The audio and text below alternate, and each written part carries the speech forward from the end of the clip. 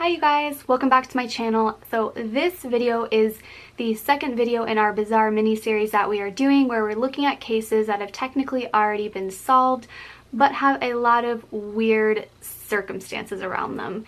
So this case, if you've already heard of it, please just, I'm telling you like right now, let me know what you think in the comments below, because I would love to know what you think about this crazy case.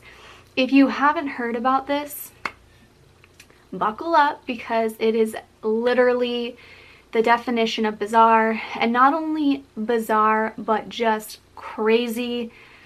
It doesn't make any sense. I actually came across this case very randomly. I was on YouTube one night and just fell into the YouTube rabbit hole and somehow ended up stumbling upon this documentary, and it freaked me out. The second I was done, I turned on my light and called my mom and was like, I just saw the craziest thing. And a couple weeks later at my birthday, my cousin, who is also kind of into this type of thing, was like, hey Shauna, have you heard about the case of the twins? And the second she said twins, I was like, yes, the one about the twins on the freeway. And we spent the next 2 hours literally talking about this whole thing, and we had no idea what to make of it, and I honestly still don't.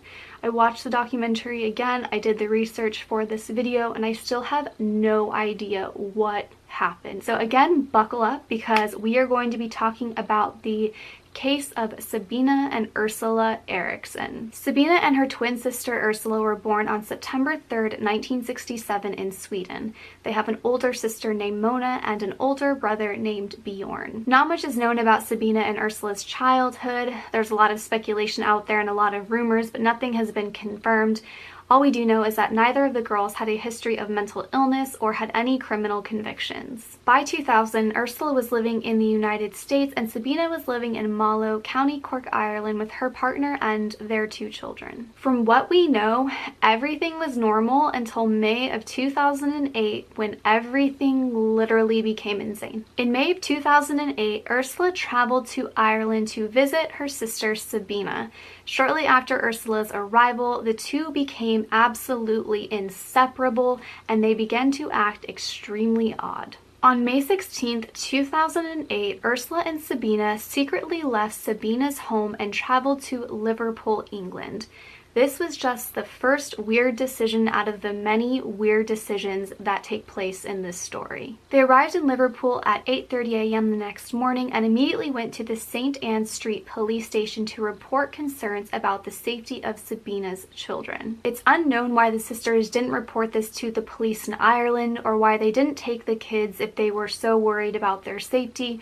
However, the Liverpool police did follow up and contacted the Dublin police, who did confirm that Sabina had had an argument with her partner the previous evening. Shortly after 11:30 a.m., both women boarded a National Express coach that was headed to London. However, they weren't on the bus for long and got off at Kiel Services, which was a motorway services station, stating that they both did not feel well. The bus driver let them off there even though it wasn't a scheduled rest stop due to their erratic behavior. They were clinging to their bags tightly and holding them close to their bodies. The bus driver didn't actually let them reboard the bus because they would not let him check their bags for any dangerous items. The driver was worried that something dangerous was in them, and he did not feel comfortable letting the 2 women back on the bus. The manager of the services station where they got off the bus was informed about the situation, and she immediately noticed their bizarre behavior as well. She noticed how they were kind of moving in a weird way, and she noticed how they were clutching at their bags as well. She called the police, and the police arrived shortly after. When the police arrived, they spoke to Sabina and Ursula briefly, but they left shortly after. They didn't think that the 2 posed a danger to themselves or to anyone else, and they considered them to be harmless. Based on CCTV footage, Sabina and Ursula left the services station on foot and made their way to the central reservation of the M6 motorway. They attempted to cross the motorway, which led to extreme traffic problems, and Sabina was actually hit by a vehicle. However, Sabina kept moving and didn't seem to be fazed whatsoever about being hit by a car. Several calls came into the highways agency offices, who just so happened to have a film crew with them.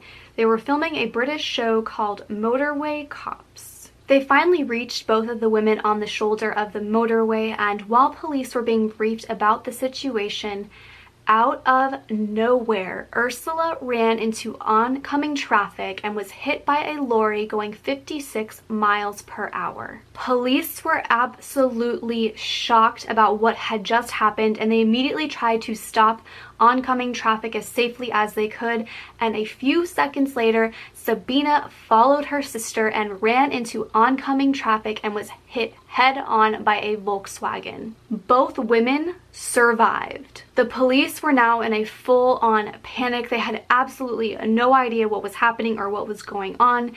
They again tried to stop oncoming traffic as safely as they could, and they called for backup. Ursula was unable to move because her legs were literally crushed from being hit by the lorry. She had 2 compound fractures in both legs, and she still resisted assistance. She was biting at them, clawing at them, spitting at them. She even said when they approached her, "I recognize you, I know you're not real." Sabina, after being hit head on by a Volkswagen, was unconscious for about 15 minutes when all of a sudden, she just woke up and lifted herself up, almost as if you were like lying down awake for a period of time and you decide to get up and you kind of bring your whole upper body up from where your hips are. Just like if you're laying down and just your upper body just gets up. She heard her sister screaming those weird statements about the police and saying that they weren't real, and Sabina yelled out, "They're going to steal your organs." Bystanders and police told Sabina not to move because they were extremely concerned about internal injuries. I mean, she had just been hit by a car that was going at a high speed. However, Sabina began to resist, got up, and began to fight officers that were trying to restrain her. Sabina screamed out multiple times and said, "Help, police," multiple times, and one of the officers finally said, "We are the police." However, this did not stop Sabina. Sabina then decked a police officer in the face, ran across the freeway, hopped over the barricade, and ran into oncoming traffic on the other side of the freeway. Luckily, she wasn't hit by another vehicle, but the police were literally confused. They had no idea what was going on. How was this woman even up right now? They followed her. They tried to again reason with her, but she again resisted them. They could not restrain Sabina. When they finally got a hold of her, it took 6 police officers and bystanders to restrain her. And even then, they were having a very difficult time keeping her under control, and she had to be sedated. Sabina at this point has been hit by 2 cars, one of which was head on, and she is up literally fighting police. She is fighting grown men who are struggling to contain her. It took over 6 people to restrain her. Are you not creeped out yet? I'm going to insert some of the footage here into the video. Heads up, it does show both of them running into oncoming. The police on the scene immediately felt that the twins had made some sort of suicide pact and that they had to have been on drugs due to their inexplicable strength and tolerance for pain. However, no drugs or alcohol were found in their system. When the police searched their bags, they didn't really release what was in them. All that they did say was that there was multiple cell phones in both of their bags. Ursula was transferred to the hospital by air ambulance, and they spent the next several weeks repairing her legs. However, Sabina's story is quite different. Once Sabina was finally restrained at the scene, she was taken to the hospital and was released 5 hours later. Question: how did Sabina not have any injuries? She had been hit by 2 cars. After being released from the hospital, she was taken to the police station, and as she was being processed, Sabina was a whole different person. She was completely calm and relaxed. She was laughing. She was thumbs-upping people. She was even kind of being flirty with an officer. She literally didn't ask about her sister once, and she didn't even really acknowledge what had just happened a couple of hours before. Throughout her entire time at the station, the only time Sabina got mildly frustrated was when they asked her to take off her jewelry. And even then, she didn't even really get that mad. She just didn't want to take it off, and she was trying to kind of make a joke out of it. And that was literally it. Since it was normal procedure, the police asked Sabina if she'd ever thought about harming herself or if she ever tried to harm herself, and Sabina said No, never. The police officer was understandably confused by her answer, so he asked her again, and Sabina again said, no sir, never. This woman literally was just hit by 2 cars, and her sister is in the hospital with life-threatening injuries because they both ran into oncoming traffic. Later on, she told the police officer something very interesting. She said, "We say in Sweden that an accident rarely comes alone. Usually at least one more follows, maybe 2. Which is extremely creepy when you consider what followed in the days after." Sabina was charged with assaulting a police officer and trespassing on the motorway. Ursula, her sister that was in the hospital, was not charged with anything. Just 2 days later, on May 19th, Sabina was released from court without a full psychiatric evaluation. Again, I'll repeat, without a full psychiatric evaluation, and she pled guilty to both of the charges. The court sentenced Sabina to 1 day in custody, which they felt was already served since Sabina had already been in police custody for 1 night, and they let her go. After leaving court, Sabina began wandering the streets trying to locate her sister. She was carrying all of her belongings in a plastic bag that police had given her, and she was wearing her sister Ursula's jacket. At around 7 p.m., Glenn Hollensheed and his friend Peter Malloy spotted Sabina while they were walking Glenn's dog. When they approached Sabina, she appeared to be friendly, and she instantly liked the dog and wanted to pet it. She began to ask them about nearby bed and breakfasts and hotels. Glenn felt sorry for Sabina, and he offered to let her stay at his house for the evening, which Sabina accepted. His friend Peter, who noticed that Sabina was acting somewhat nervously, was very apprehensive about it. However, Glenn was an adult, and Sabina had accepted the offer. The 3 then went back to Glenn's home, and over drinks, Sabina began to tell them that she was looking for her sister and that her sister was in a nearby hospital. Peter said Sabina got increasingly paranoid as time went on, and that she would frequently go to the window to look and see if someone was out there, almost as if she was afraid somebody was following her. At that point, Peter was kind of weirded out by it, but he assumed that Sabina had maybe left an abusive partner. At one point during the evening, Sabina offered them cigarettes, and they accepted, and as soon as they put the cigarette to their lips, she yanked them out of their mouths and said that they could be poisoned. Shortly before midnight, Peter left to return to his home, and Sabina stayed the night at Glenn's. The next day, Glenn called his brother and asked about hospitals in an attempt to help Sabina find her sister. At 7:40 p.m., while preparing a meal, Glenn approached one of his neighbors and asked for some tea bags, and he immediately went back to his house. Around a minute later, Glenn's neighbor saw Glenn stumble out of the house, and he was covered in blood. He said, "She stabbed me," before collapsing to the ground. Glenn quickly died from his injuries. Immediately after the assault, Sabina was seen on CCTV fleeing the area. She had a hammer in her hand and would periodically hit herself over the head with it. A passerby saw her and was like, "What the hell?" And he was like, "This woman is literally attacking herself with a hammer."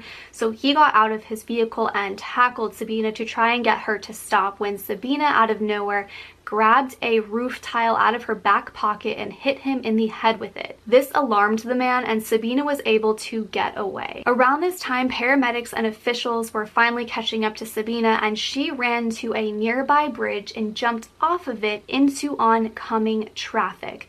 This was a 40-foot drop, and she only suffered from broken bones. She was then apprehended and quickly taken to the hospital. On September 11th, Sabina was charged with murder, and around a year later, she pled guilty to manslaughter with diminished responsibility.